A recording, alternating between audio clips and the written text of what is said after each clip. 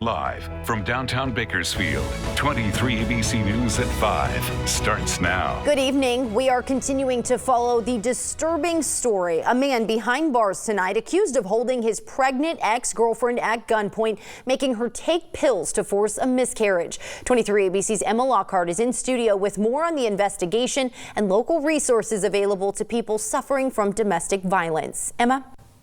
Jess, unfortunately, the victim in this case did have a miscarriage. 23-year-old Jagmeet Sandhu is the man police say is responsible for the unborn baby's death. He is currently being held without bail on multiple charges, including murder. A devastating story prompting us to share with you at home resources here in the community if you or someone you know is in an abusive relationship.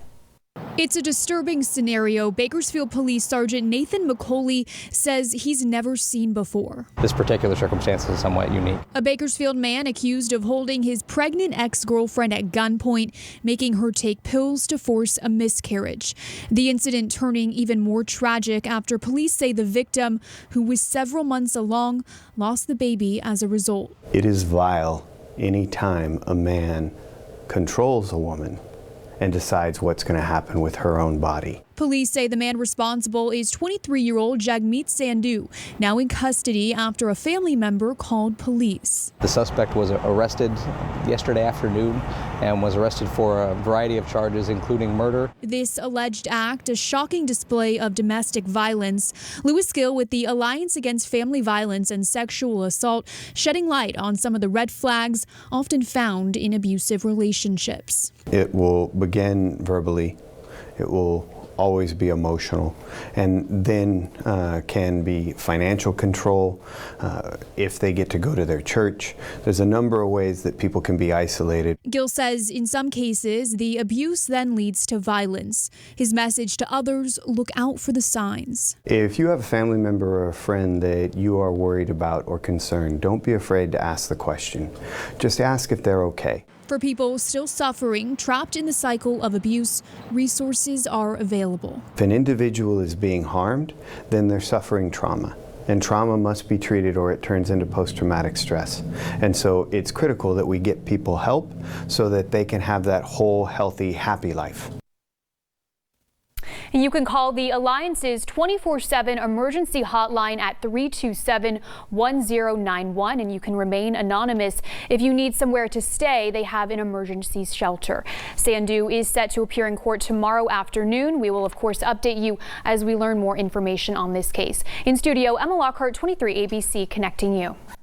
Emma, thanks for that. One person is dead, 2 others are wounded following a shooting at a motel in East Bakersfield. KCSO says they responded to the scene just before 7 o'clock this morning. Deputies found a man who was shot there and he was taken to Kern Medical shortly after. Officials say 2 more people with gunshot wounds showed up at the hospital. 1 of those 3 people has since died. KCSO says the other 2 have been released from the hospital. So far, no suspect information has been released, but if you know anything, you are urged to call KCSO at 861-3110.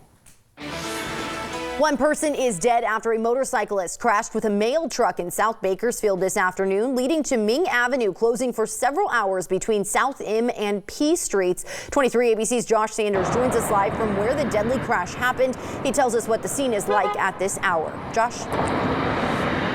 Good evening, Jessica. Yeah, Bakersfield police working for several hours cleaning up that deadly crash, just reopening Ming Avenue at the top of the hour. And you could describe it as fast and furious. Take a look at this footage we shot earlier today of the crash. Now, it all happened around 1 p.m. on Ming Avenue near the Kern County Fairgrounds and in front of Wayside Elementary School. Officers say they determined the motorcyclist was traveling eastbound on Ming at a high rate of speed and collided with the rear of a mail truck. They say the motorcycle was going so fast it actually flipped that mail truck over.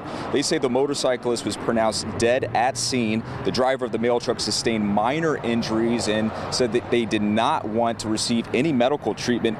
BPD is continuing to investigate the collision.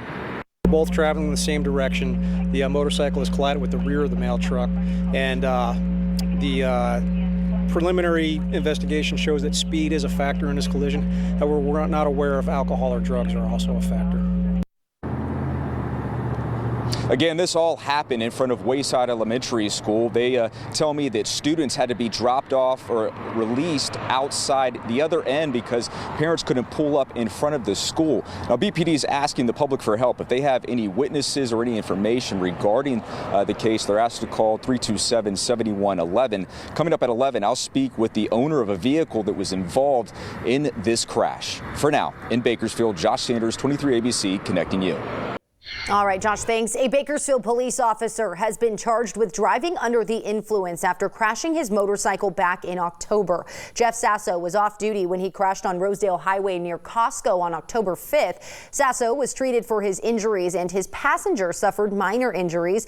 Police arrested Sasso after reportedly discovering he was under the influence of alcohol. He is now being charged with 2 misdemeanor charges of driving under the influence. We are in day 4 of the retrial for Leslie Chance, the woman accused of gunning down her husband Todd Chance back in 2013. Today, for the first time in this trial, family taking the stand. 23 ABC's Veronica Morley is live outside of the courthouse with more on the testimony heard in court today. Veronica? A very cool guy and a good kid. That's how family described Todd Chance today in court. Now, for several days, we've heard from Kern County Sheriff officials and witnesses, but this is the first time that family has taken the stage. First up, William Glapensky, the self-described best friend and cousin of Todd Chance. Now, Glapensky testified that he was called by the Kern County Sheriff's Office to view surveillance video when he immediately recognized the woman in those videos as Leslie Chance, telling prosecutors he had, quote, no doubt. Meantime, for the first time this week, Carrie Williams, Todd's ex-girlfriend, asking Glapensky if he knew any, or was called to, prosecutors, defense asking if William Glapensky's Todd Williams' ex-girlfriend asked Glapensky if he knew anything about an affair between Todd and Carrie. Glapensky testifying that he believed there was no affair, stating that he and Todd were close enough that Todd would have told him.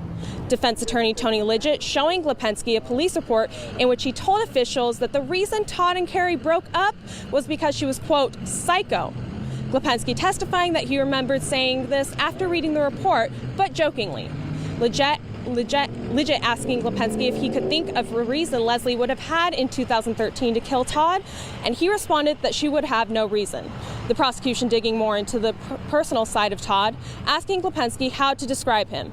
Glapensky telling the courtroom Todd was, quote, a cool guy and good with his daughters. Next on the stand, Diana Chance, Todd's mother. Diana emotional as she described the relationship between her son and Leslie, but when KCSO showed her the surveillance video, she said, quote, it was Todd's wife, fighting back tears as she testified that she thought this would break up the family. Diana also testifying to Leslie's feelings about guns, saying that Leslie once told her she would expel students from her school for taking pictures with guns. Diana testifying she later saw a photo of Leslie holding a gun herself.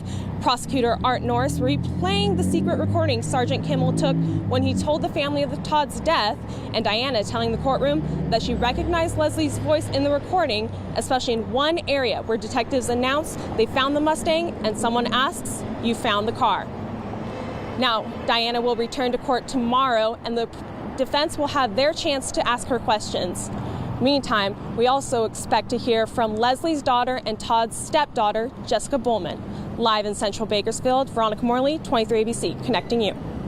All right, Veronica, thanks for that. We turn now to an update on a missing persons case. The sheriff's office saying today an elderly man who went missing over the weekend has been located. 85-year-old Theoda Harrison was last seen Saturday around 7 p.m. at his residence in Wasco. Around 8:20 this morning, deputies from the San Joaquin County Sheriff's Office were in Tracy, which is just west of Modesto. Deputies found Harrison's vehicle off the road, and while checking the car, they found Harrison inside. He was taken to an area hospital for further treatment and evaluation.